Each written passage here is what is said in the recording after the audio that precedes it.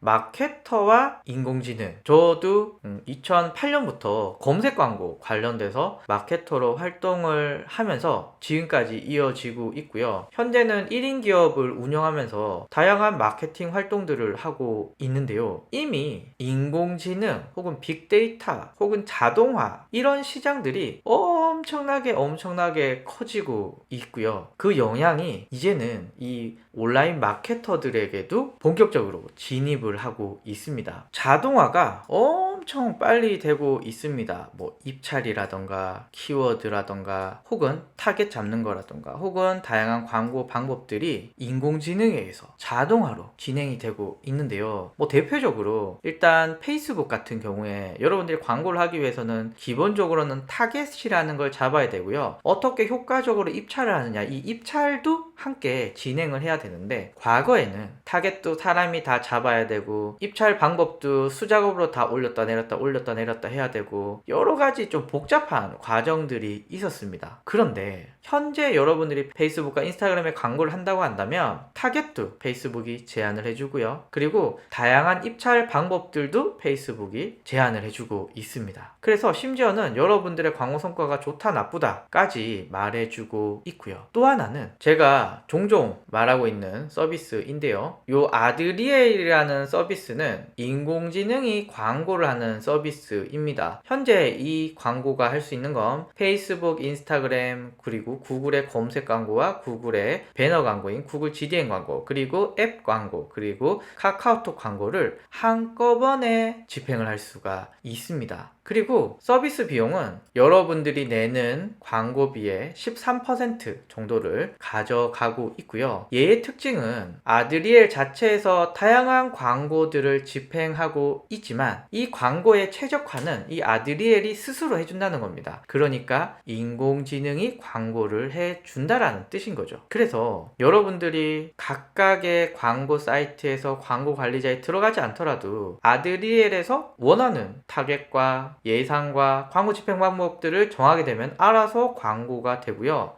구글 애널리틱스라던가 다양한 통계 프로그램, 그리고 페이스북의 픽셀 등등등과 함께 조화를 이루어서 매력적인 광고 상품들을 노출하고 있습니다. 그렇기 때문에 과거에 비해서 할 일이 굉장히 적어지죠. 그리고 아드리엘 뿐만 아니라 이런 비슷한 광고들이 현재 굉장히 많다라고 볼 수가 있습니다. 그래서 여러분들이 생각하는 그런 광고에 관련된 방법들이 굉장히 자동화가 잘 되고 있다, 이렇게 볼 수 있고요.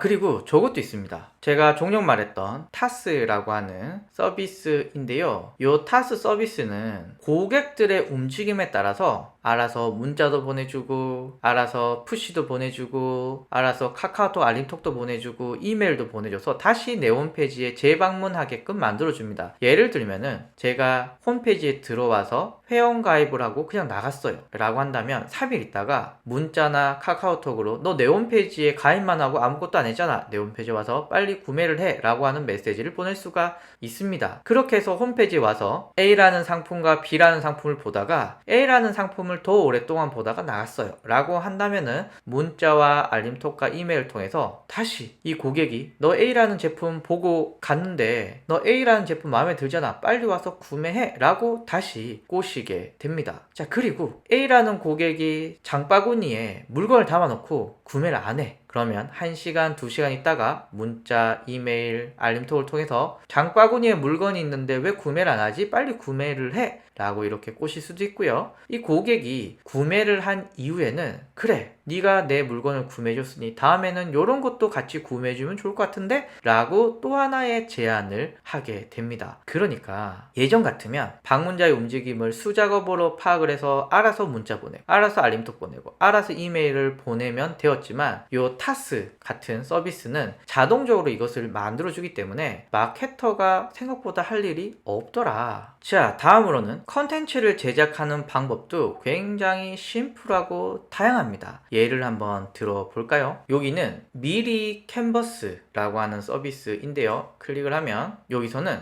이런 이미지들을 쉽게 만드실 수가 있습니다. 이런 서비스 또 있거든요. 보면 망고보드 한번 보시면은 여기도 미리 캔버스와 마찬가지로 컨텐츠를 다양한 형태로 만드실 수가 있고요. 여기 보시면 카드 뉴스 이렇게 만들 수가 있고요. 그리고 SNS도 이렇게 만들 수가 있습니다. 원리는 간단합니다. 이렇게 망고보드에서 제공해주는 템플릿에 이름만 바꾸시면 되거든요. 그래서 비슷한 템플릿, 현재 인기가 있는 템플릿을 가지고 여러분들은 매우 쉽게 컨텐츠들을 구성을 하실 수가 있습니다. 이런 컨텐츠를 만드는 데는 여러분들이 어떤 포토샵이라던가 그런 디자인을 가지고 올 필요도 없고 최근에 유행되는 컨텐츠 형식을 따로 연구할 필요도 없습니다. 왜냐하면 망고보드에서 미리 캔버스에서 이런 서비스들을 제공해 주고 있기 때문입니다. 그래서 나는 포토샵을 몰라요 라고 해서 이미지를 못 만드는 이런 시대는 이미 지나갔다. 많은 분들이 이렇게 손쉽게 컨텐츠를 제작하고 있고 이런 서비스들은 앞으로 더 많이 개발이 되고 나올 것이다 라고 볼 수 있고 심지어는 이 망고보드 같은 경우에는 동영상 컨텐츠도 이렇게 만들고 있습니다. 와, 그러니까 지금은 뭐 애프터 이펙트다 이런 거 굳이 모르셔도 이렇게 손쉽게 다양한 컨텐츠들을 만들 수 있더라 이렇게 볼 수가 있습니다. 자, 그리고 보고서 역시도 예전에는 엑셀로 뭘 뽑아야 되고 막 이렇게 해야 되지만 지금은 굉장히 보기 좋게 그래픽을 포함을 해서 이렇게 여러분들에게 보고서를 제공해 주고 있고요. 그리고 내가 자주 보는 형식으로 보고서의 스타일도 점점 바뀌어서 나오고 있습니다. 그러니까 여러분들이 수작업으로 할 그런 작업들이 점점 줄어들고 있는 거죠. 자, 여기도 한번 볼까요? 타업체의 사례를 역시 쉽게 볼 수가 있는데 타업체가 어떤 광고를 하고 있는지 보는 방법은 여러 가지가 있지만 페이스북 광고 라이브러리라고 있습니다. 여기 보시면 이렇게 있는데요. 11번가를 검색을 하면은 이렇게 11번가에서 광고하고 있는 항목들이 이렇게 나옵니다. 여기 보시면 언제 시작을 했는지 나오고요. 그리고 어떻게 보여지는지 이렇게 나오고요.